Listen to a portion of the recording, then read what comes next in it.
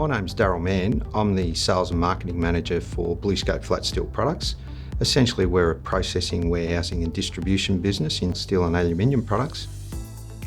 We've had the pleasure of dealing with Integra for over 25 years now, initially as a customer of ours and then also as a supplier, and ultimately we've developed a great working partnership over those years where we've developed some products, we've developed some value-added services, and we've been able to enhance our sales into the steel markets that we operate in, particularly in the manufacturing and construction industries.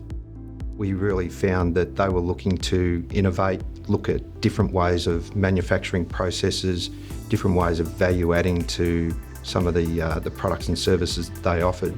And this really developed into a partnership that was mutually beneficial for both our businesses, because we were obviously supplying a higher value added product and the Integra team were getting a better output from some of the machinery that they'd implemented into their manufacturing processes.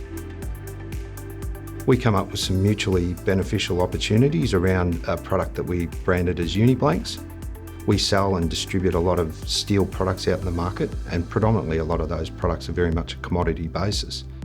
Working with Integra on the Uniblanks products, we found that we were able to come up with a better solution to customers.